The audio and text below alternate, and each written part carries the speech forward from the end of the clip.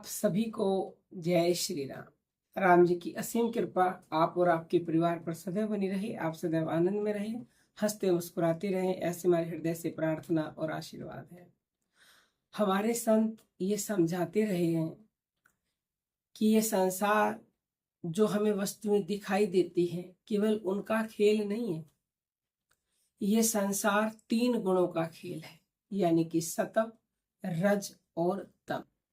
इन 3 गुणों से ही ये पूरी सृष्टि चल रही है। ये 3 गुण जब तक इंसान में है तब तक वो परम सुखी नहीं हो सकता। यदि हमें परम सुख चाहिए, सच्चा सुख चाहिए, तो हमें इन 3 गुणों से पार जाना होगा। तभी हमें मुक्ति मिलेगी, तभी हमें सच्चा सुख मिलेगा। देखिए, हमारे जो संत हैं वो कह रहे हैं कि ये जो 3 गुण है ये किस चीज को दर्शाते हैं। संतों ने कहा, ब्रह्मा मरे, विष्णु मरे और मरे शंकर भगवान। शर मरे, अक्षर मरे, तब प्रकटे पूर्ण भगवान। अब ब्रह्मा जी जो हैं वो रजोगुण के प्रतीक हैं, विष्णु जी वो सत्व गुण के प्रतीक हैं, और भगवान भोलेनाथ शिव जी भगवान तमोगुण के प्रतीक हैं। जब तक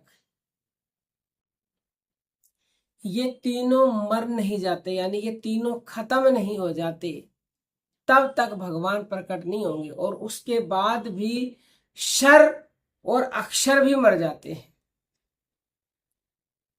क्योंकि वो अक्षरों से परे है, वो निरक्षर है, मतलब वो भाषा में नहीं समा सकता। तो जब हमारी ये सारी चीजें खत्म हो जाती हैं, शर अक्षर मतलब एक तरह से आप ये भी लगा लो, जब आपका मूर्ति पूजा से विश्वास उठ जाएगा तब वो पूर्ण परमात्मा है वो प्रकट होता है। ये एक और भी हमने लाइव की थी कुछ दिन पहले, उसको भी आप सुन सकते हैं और विस्तार से जानना चाहते हैं। तो आगे कहते हैं कि 3 गुणों की भक्ति में भूल पड़ो संसार, कहे कबीर निज नाम बिना कैसे उतरे पार। यानी कि इन 3 गुणों में ही दुनिया फंसी पड़ी है, उन्हीं को भक्ति समझती है। लेकिन हमें इन 3 गुणों से भी परे जाना है, तभी हमें मुक्ति मिलेगी।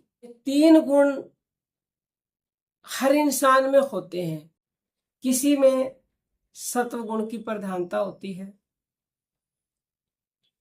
तो दूसरे गुण उसमें कम होंगे। किसी में रजोगुण की प्रधानता होती है और किसी में तमोगुण की प्रधानता होती है। सत्व गुण जो दूसरों के लाभ के लिए सोचे, जिसमें अपना जिसका कोई स्वार्थ नहीं होता, जो दूसरों को सुख देना चाहे, बहुत अच्छी बात है सत्व गुण होना, लेकिन उसके भी पार जाना है। रजोगुण जो केवल अपने बारे में सोचता है वो रजोगुणी होता है, और तमोगुणी जो दूसरों का बुरा करना चाहता है तमोगुणी होता है। तो आप बताएं आप में कौन से गुण है? क्या आप में तमोगुण है, क्या आप में रजोगुण ज्यादा है, या आप में सतोगुण ज्यादा है? ये समाप्त बिल्कुल भी नहीं होते, बस जिसकी मतलब मात्रा ज्यादा होती है वो ऊपर उठ जाता है और वो दूसरा दब जाता है। तो ये तीनों आपके भीतर ही है, और जब ये तीनों समाप्त होंगे कोई भी इच्छा आपकी नहीं रहेगी, ना दूसरों को सुख पहुंचाने की, ना दुख पहुंचाने की, ना लाभ की, ना खाने की, ना सुख की, ना दुख की। तब आप इनसे पार जाओगे। उस समय के लिए ये कहा गया शास्त्रों में कि जो हमारे संत होते हैं वो मुक्ति और भुक्ति को भी ठोकर मारते हैं, यानी उनको मुक्ति भी नहीं चाहिए, उनको कुछ नहीं चाहिए, बस वो भक्ति करते हैं। वो सिद्धियां आती हैं, सिद्धियों को भी ठोकर मारते हैं। तो जब आप यहाँ पहुंच जाओगे तो समझ लीजिएगा कि अब आप इन तीनों गुणों से परे जा रहे। जिनको जब आपको मान सम्मान किसी भी चीज की परवाह ना रहे, तब समझ लीजिए आप इन 3 गुणों से परे जा रहे हो। और इन तीनों गुणों से परे जाने का एकमात्र जो रास्ता है वो भगवान का नाम ही है, और कोई रास्ता इस दुनिया में ना था, ना है और ना ही होगा। अब जितना ज्यादा नाम जपोगे, सबसे पहले जो तमोगुण आज इंसान में भरे हुए हैं ना, वो कम होने लगेंगे। फिर आप रजोगुण पे आओगे। डायरेक्ट आप ये सोचो कि तमोगुण से मैं डायरेक्ट सतोगुण पे छलांग मार जाऊं, ऐसा नहीं हो सकता। एक के बाद एक। तो रजोगुण में जब आप हर समय बस अपना ही फायदा सोचोगे तो रजोगुण, और फिर सतोगुण पे आ जाओगे, और सतोगुण पे भी जब रहोगे, भाई सतोगुण जो है तम और रज से तो बहुत अच्छा है वो, तो फिर धीरे धीरे सतोगुण भी समाप्त होने लग जाता है। आपको किसी चीज की इच्छा नहीं रहती, आप केवल उस आनंद में लीन रहते हो जिस आनंद से बढ़कर ना कुछ था, ना है और ना ही होगा। और वो आनंद, वो सच्चा सुख केवल और केवल परमात्मा का ही है और कुछ भी नहीं। और वहां पर पहुंचोगे तो स्वयं आपको पता चलेगा, किसी के कहने से नहीं कुछ भी होगा, आप स्वयं उस स्थिति को अनुभव कर पाओगे जब वहां पहुंचोगे। से प्रार्थना है कि ज्यादा से ज्यादा आप नाम जप कीजिए, और नाम जप भी कौन सा, जिससे शीघ्रता से आपके ये तीनों गुण समाप्त होंगे। वो केवल और केवल है सांसों का ध्यान।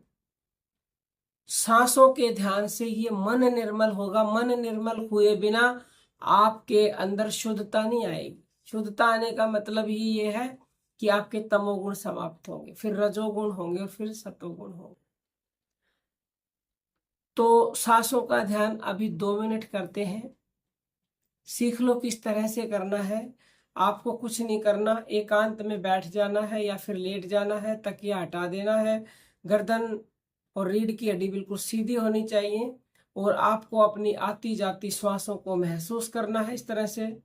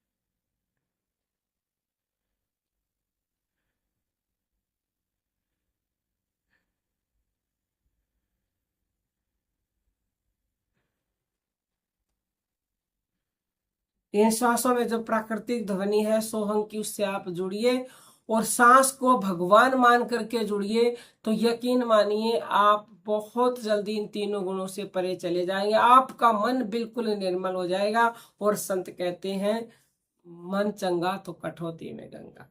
फिर तो कुछ कहने ही नहीं है, फिर शब्द ही नहीं है। आप निर्मल हो जाओगे और निर्मल मन के दर्पण में ही राम के दर्शन आपको मिलेंगे।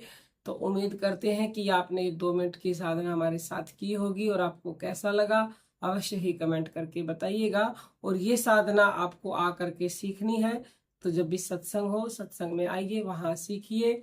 और सत्संग कब होंगे उसके लिए आपको लाइव में अनाउंसमेंट भी की जाती है, अन्यथा 9958515054 पर व्हाट्सएप मैसेज करके आप पता कर सकते हैं। अब हम अपनी वाणी को विराम देते हैं। जय जय श्री राम।